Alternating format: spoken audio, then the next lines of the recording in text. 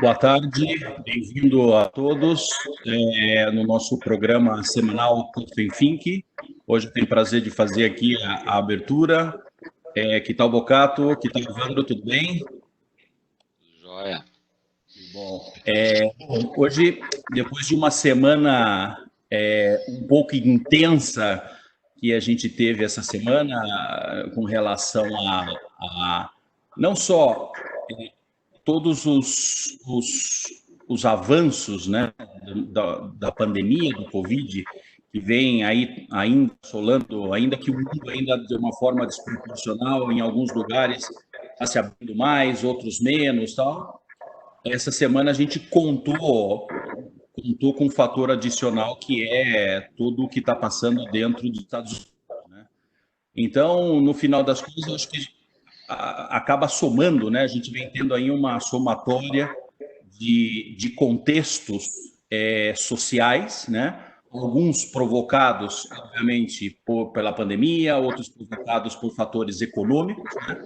Mas os acontecimentos dos Estados Unidos mostram que isso de verdade é uma razão social, né? Pura e dura, uma realidade que o mundo vem passando, e eu acho que tudo isso acaba virando uma panela de pressão, né? Vai colocando uma série de coisas. Então, aqui mesmo na Europa, a gente já começa a ver algum tipo de manifestação, não somente pelo Covid, mas a gente já começa a ver também algum tipo de manifestação em apoio, em solidariedade também a esses acontecimentos, né? Ainda que são realidades diferentes, mas a gente já começa a ver gente saindo na rua, né, para manifestar em apoio a esses movimentos sociais que acabam acontecendo tanto de um lado como do outro. Mas essa semana, eu acho que a semana foi uma semana bem característica, e aí eu queria, obviamente, ver como com vocês, né, que têm mais uma especialização, podemos dizer assim, tem mais profundidade no aspecto da psicologia, da família, das relações e etc. e tal. Queria ver um pouco a opinião de vocês, como isso vem impactando, né? Se a gente pode dizer que essa palavra é perfeita, ou como isso vem acelerando ou provocando, né, algumas reações no contexto familiar, porque afinal de contas, né, algumas dessas coisas saem de um mundo externo, mas elas têm um impacto de alguma forma dentro de casa. Então, o confinamento, né, é um ato social, e algumas, como são as manifestações, ou como são o que a gente vem vendo na televisão hoje em dia, isso, muitas delas, entendeu? Depende de como, até inclusive no capítulo anterior, na semana passada, a gente conversou muito a respeito da questão do gênero, principalmente da mulher, né? A gente teve um debate a respeito disso, então, como isso, de alguma forma, vem impactando dentro da sociedade, principalmente dentro dos lares, né? Da relação familiar, da relação pai-filho, principalmente, né? A gente fala pai, mãe, filho, né? E no contexto também social, né? Porque também tem o contexto da minha família no contexto mais amplo, mas também tem a relação também com os meus vizinhos, com os meus amigos e etc. e tal. Então, queria escutar um pouco de vocês, qual a opinião, e aí eu deixo a palavra, não sei se o Bocato ou o Evandro, qual dos dois querem começar, e Evandro, acho que você, deixo com você, Começar. e deixo a palavra então com você. Olha, Fábio, obrigado até por trazer esse assunto. É um assunto multifacetado, é um assunto complexo, é um assunto de estresse para os pais, né? Acho que os pais estão estressados, eles viram não só num momento de Covid, eles viram o Estado entrar dentro da nossa casa, né? Muitos reclamaram dos direitos civis que foram simplesmente esquecidos, né? Mas esse fator é um fator até anterior à Covid, né? A ideia de que o Estado é um co-parent, né? É um terceiro pai na família ali, tem sido trazido, e isso tem assustado muitos pais, porque de repente a criação do filho já não é mais a responsabilidade do casal, é a responsabilidade ou até do single mom, né? Single father, né? Mas o Estado está junto com você. Então, isso tira um pouco a autonomia de decisão dessa visão. Então, isso é muito criticado. E isso por um lado. Por um outro lado, a gente também tem que começar a entender, até vou citar um autor aqui que tem sido muito citado, né, o Jordan Peterson, que o Jordan Peterson é um psicólogo que está sendo muito famoso aí, até por posições de direita, né, explicando para as pessoas. E, por curiosidade, ele nasceu aqui onde eu moro, em Edmonton, né, mas agora ele é professor na Universidade de Toronto. E ele diz o seguinte, olha, os filhos têm atitudes, têm comportamentos que vão deixar os pais irritados. Tá? Então é bom a gente ter uma conversação com o filho. Olha, filho, se você fizer isso daí, você vai me irritar, você vai me frustrar. Então é importante a gente ter uma conversa sobre isso daí, que é um pouco que a gente já conhecia da ideia do que o amor é incondicional e condicional. Então ele simplesmente está realçando o fato de a parte condicional do amor pode nos ofender, né? Mas eu só queria fazer um disclaimer aqui. Falar sobre a criação de filhos, ele é um assunto que a gente tem que ter muita humildade, né? Porque a gente está criando filhos, nós três, conjuntamente com nossas esposas, né? E a gente não sabe, né? A gente sabe a fotografia atual dos nossos filhos, mas não sabe do futuro dos nossos filhos. De repente eu estou criando um problema ali no futuro que vai ser uma pessoa depressiva que eu nem estou sabendo. Então a gente tem que ter um pouco de humildade, a gente tem que ter um pouco, por outro lado, de coragem, porque se a humildade, se o medo de falar sobre isso me gera a falta de ação, então eu fico quieto. Então me falta coragem. Então todos os nossos ouvintes aqui coloquem isso em contexto, olha, que o papo que vem a seguir seja de reflexão e não de certeza nenhuma, né? De certeza nenhuma. Então isso aí fica, não confie na gente 100%. A lição de casa que a gente acho que fez, né, da fotografia atual, com todos os nossos filhos combinados, nós estamos o quê? Com 7 filhos, né? Tem 7 filhos dessas 3 pessoas aqui. E tá todo mundo parece que está bem, né? A princípio está bem, está com saúde, está sem medicação, trabalhando, né, estudando, parece que está todo mundo bem aí se virando na vida, né? Ninguém dependente de nada. Bom, então como é que a gente pode qualificar, só para utilizar termos que as pessoas mais comuns, vamos utilizar termos políticos aqui, e nós vamos fazer 2 níveis de análise, né? Termos políticos, vamos classificar famílias que seguem crenças de determinados modelos políticos, porque é mais fácil do que a gente falar existem famílias superegóicas, famílias egóicas, famílias idianas, right? Vamos falar mais disso daí porque fica mais fácil para a gente entender, né? Então a gente começa a pensar, então vamos pensar, se a gente tem, vamos fazer uma correlação aqui entre a posição política, uma família, a posição política, às vezes é clara na família, às vezes ela nem sabe que ela está fazendo isso, né? E a expectativa do resultado dos nossos filhos, né? O que é o seu output? O que é o resultado? O resultado significa, vou ter um filho que vai se virar na vida, vai criar uma família, ou não, mas vai ser feliz, vai estar livre de depressões, etc. Esse output, esse behavior, né? Vai ter um trabalho, tal. Então, primeiro, vamos pensar numa família, né? Uma família mais conservadora, né? Uma família mais conservadora, ela teria uma visão que ela está passando para o filho, numa visão moral, uma visão até religiosa, uma visão de família, de como núcleo da sociedade, né? Se essa família núcleo não está bem, a família, a sociedade não está bem, etc, etc. Essa família, esse tipo de família, e eu vejo muito no Canadá, porque a gente tem muito aqui a parte protestante, né, e um pouco do Max Weber, da ética protestante, fala sobre isso.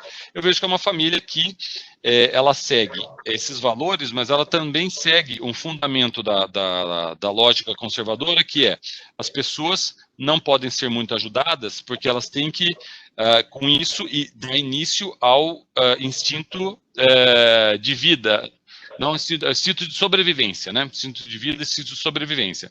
Então, por que o conservador americano ele não dá a saúde como direito universal? Porque ele acha que a pessoa tem que trabalhar para ter saúde.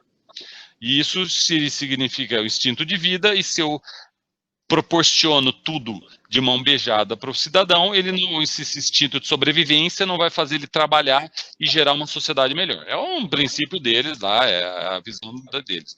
Essa família é a mesma. Eu vejo muito no Canadá, eu vejo os pais que, num país que tem tantos acidentes pela neve, quando tem uma nevada, chove e congela, fica uma patinação.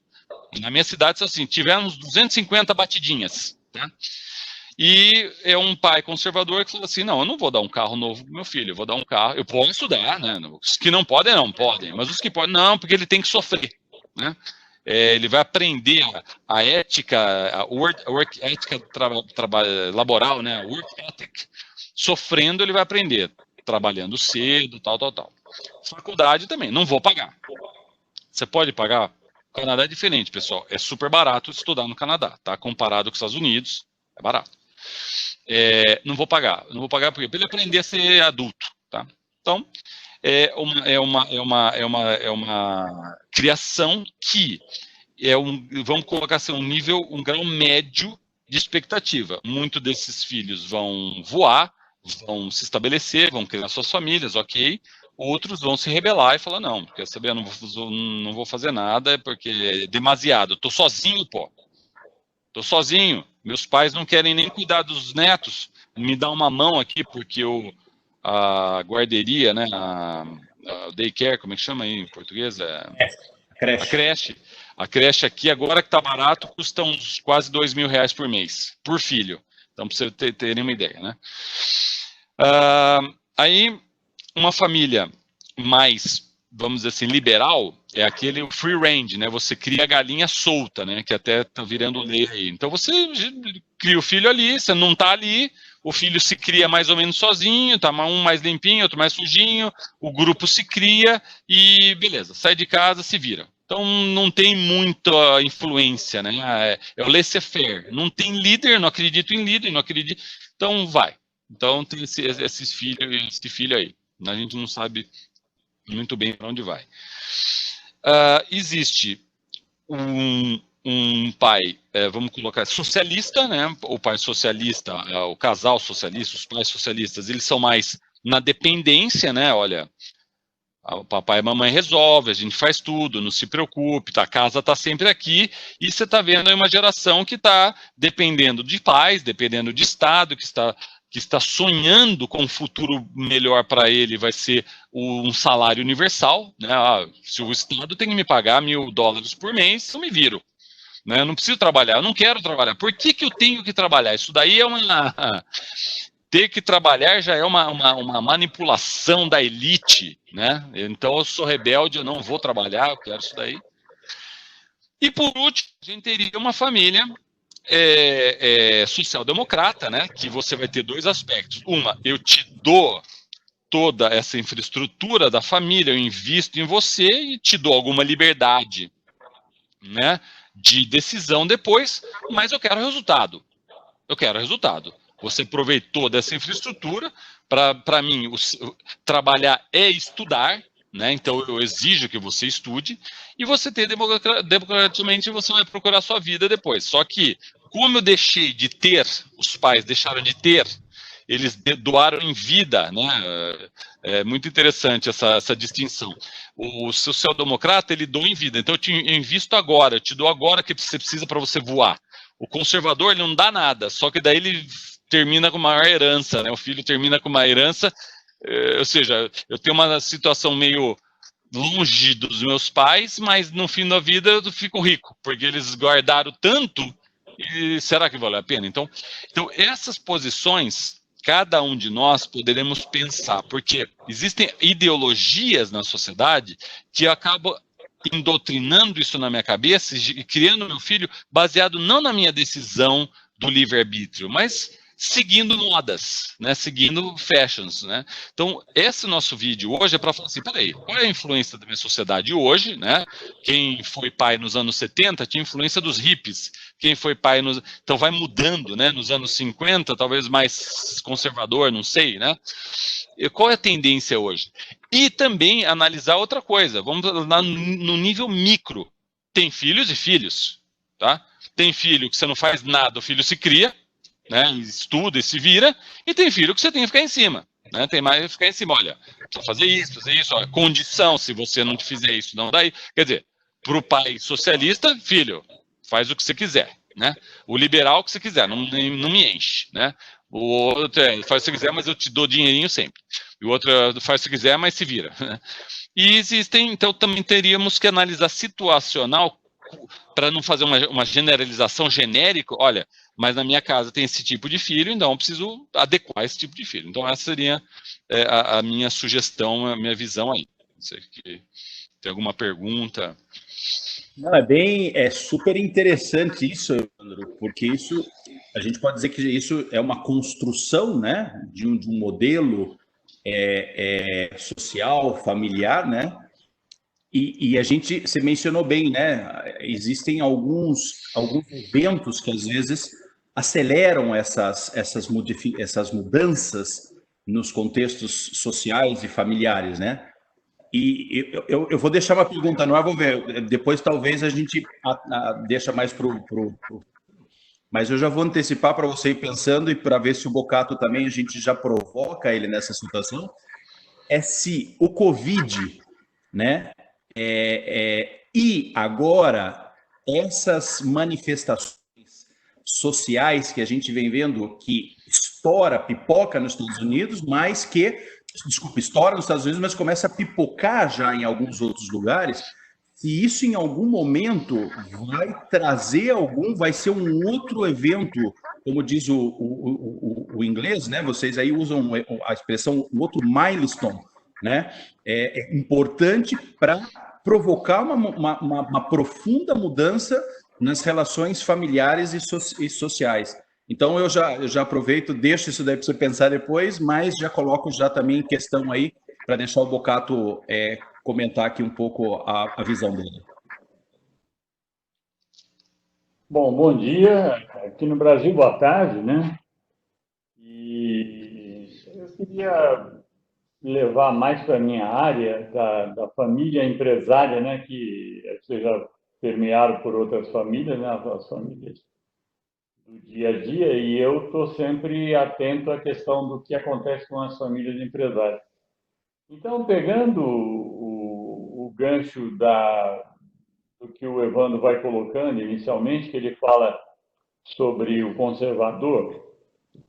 Então, o conservador, do ponto de vista empresarial, ele tem alguns problemas nesse momento, né? Porque tudo que não vai acontecer mais é conservar um modelo de criação de riquezas, que seria dentro de uma empresa familiar, a função básica de uma empresa familiar é a criação de riqueza.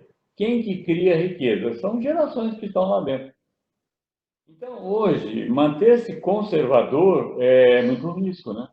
Porque toda a tradição que deu certo no passado, etc., ela está sendo bombardeada por duas coisas que não tem nada a ver com o Covid-19.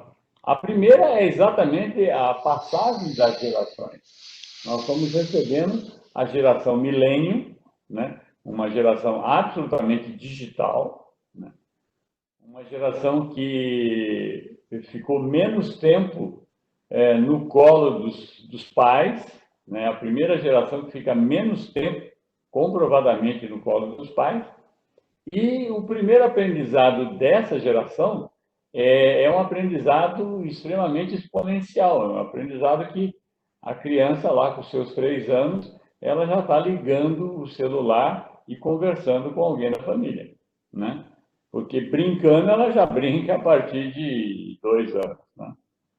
Então, até a questão do brinquedo já mudou. Então, uma empresa se manter dentro do conservadorismo é risco altíssimo. E para ser uma empresa conservadora, tem que ter uma liderança, né, situacional de uma mente dos anos 80.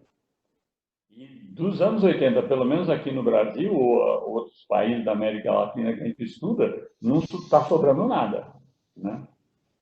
Hoje você consegue um concorrente do lado da sua casa com um cartão de crédito que ele vai vender via cartão de crédito e os correios vão entregar e você tem um concorrente de um produto que você vende na sua loja, ele é um vizinho que está desempregado.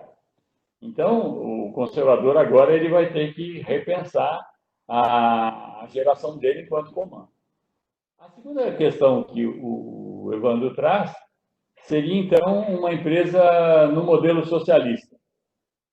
A empresa, assim, que aqui no Brasil, nós, infelizmente, temos muito essa visão socialista trabalhista, que se protege muito o trabalhador. Eu estou colocando a palavra muito porque nós somos um país que o nosso poder aquisitivo é muito baixo. Então, nós acabamos com as nossas indústrias, até porque, nós até comentamos isso num outro vídeo, como nós temos uma China que produz sem sindicatos, então a China traz um produto muito mais barato para nós. Aqui a gente tem o custo trabalhista, mas temos o custo do Estado, que é um Estado extremamente caro para aquilo que ele oferece. E tudo isso vai para o produto. Então, o socialismo, ele, no Brasil, a gente está vendo cada vez mais, né, principalmente nessa pandemia, o Estado abrindo mão das suas riquezas para atender, e deve fazê-lo sim, nesse momento. O único perigo que eu vejo nas empresas familiares é quando tudo isso voltar ao normal, ao novo normal. A gente não pode esquecer que do lado de lá da produção tem a China, tem a Índia, tem países que protegem muito pouco ou quase nada seu trabalhador, mas é o grande exportador, não só para o Brasil, mas para todos os países que hoje, alguns países mais evoluídos, estão querendo até fazer algum tipo de bloqueio desse tipo de produto que sai basicamente só com hora homem, não tem mais nenhum outro custo. Às vezes até o contrário, o Estado até incentivando e fazendo dumping em questão do preço. E o terceiro é a social-democracia, que do meu ponto de vista é a família mais próxima do que vai ficar. Então, um pouco de sociedade e essa democracia seria essa questão de valores colocados na mesa como limites, né? Eu acho que a democracia, ela é, pelo menos na sua iniciação na Grécia, a primeira regra democrática é que o governo seja feito por alguém que seja filósofo. Na Grécia Antiga, filósofo correspondia a ser um professor. Ou seja, eles já deixam claro que a democracia precisa ter pessoas que conheçam, pessoas que passem totalmente a comandar alguma coisa, não importa o que seja, mas é por meio do conhecimento, e não por meio de políticas populistas e etc. Então, eu só quero fechar dizendo essas três colocações que o Evandro fez, né? E destacando que existe uma geração que não passou ainda por essa questão de ser pai. Eles foram até então só filhos, com raríssimas exceções de quem casou muito cedo, teve filho aí com seus 20 anos ou coisa do gênero. Mas, fora isso, eles não têm a mínima ideia dentro da empresa do que é conservador, né? muito pouco dessa democracia grega, né? Clássica, e tem muito do socialismo, que foi esse pai que, diante de estar longe dos filhos, até por uma questão que pai e mãe, na geração anterior, saiu para o trabalho, e essa geração ela teve uma criação absolutamente diferente se comparada com a geração Y e a geração X, né? Então, é um bom momento para reflexão, como o Evandro abriu esse debate. É um momento para refletir mesmo, porque tem uma geração que não tem a mínima ideia do que é produzir riqueza. Ele viveu, socialisticamente falando, dentro de casa, com o dinheiro de terceiros. É uma reflexão excelente. Muito bom, eu vou responder então. Na nossa dialética socrática a gente descobre coisas que a gente não esperava. Muito bom, como é que serão os filhos dos milênios, né? Ponto 1. Ponto 2. O socialismo chinês está forçando uma revisão da lei trabalhista brasileira. Então o socialismo chinês está forçando um capitalismo brasileiro. Interessante também, né? Você acabou de falar. E o que o Fábio está falando, Fábio, também me fez pensar a sua provocação, porque eu vejo assim, esses movimentos sociais aí, devido a esse até terrível caso aí desse estimado homem negro que foi morto, né? Ele, do ponto de vista da divisão, porque lembra, são dois partidos, né? É o republicano e o democrata. Eu vejo um entrenchamento, o entrenched, né? Eles continuam nas suas posições, então o conservador continua falando que absurdo que se está utilizando a morte de uma pessoa para saques, destruição e coquetel molotov. O liberal fala, a gente tem o direito de se expressar fazendo isso. Mas o que pouca gente está vendo, que eu diria, existe o seguinte, dentro da minoria negra também está havendo uma divisão, né? Então o negro já não é mais o negro, existe um negro falando assim, eu tenho o direito de fazer isso porque existe um racismo sistêmico, existe um negro falando, não, eu sou americano, eu sou livre e eu tenho direito de fazer o que eu quero porque é um país democrático, e pare de falar que eu sou que eu estou sofrendo preconceito ou racismo, porque eu estou criando meu negócio, eu estou estudando, entendeu? Então, vai existir uma ruptura mesmo dentro da minoria, das minorias estão se rompendo, né? Quem eu acho que vai se beneficiar com isso, em novembro, podemos até fazer um follow-up do nosso vídeo, é o republicano, porque está havendo um raciocínio das minorias, seja asiático, seja latino, seja negro, nos Estados Unidos estão angariando mais votos, e pouquíssimos votos elegem o Trump e um Congresso e um Senado republicano, e talvez ele se beneficie com isso tudo. Já veremos, né? Mas muito interessante. E os pais ficam numa dessa, tá bom, o que eu acredito, o que eu falo para o meu filho, e vamos ver essa contribuição aí. Muito bom. Bocato, algum comentário adicional? Não, acho que o que eu estava pensando depois da fala do Evandro fechou bem. Muito bom, então. Então, acho que é um coffee think para a gente guardar e voltar depois, então, em novembro, né? Depois da eleição do Trump, para a gente ver qual vai ser o desfecho, né, dessas eleições, que, afinal de contas, são importantes, né?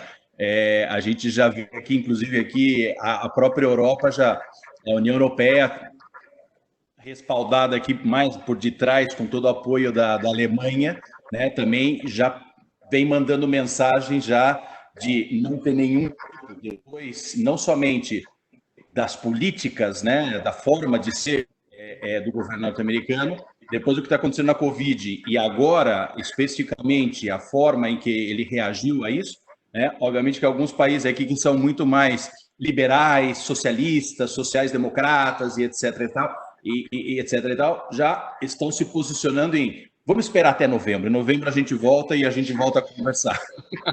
Então é super interessante. Então, já que a União Europeia está dizendo, esperamos um pouco, na verdade, a gente vai provocar um novo coffee think também a respeito desse tema. para novembro também, depois do desfecho das eleições nos Estados Unidos. Agradeço aos dois e um prazer estar aqui novamente. Obrigado, Fábio. Obrigado, Bocato. Boa tarde. Para você, boa noite, né? Boa tarde aí, pessoal. Tudo de bom.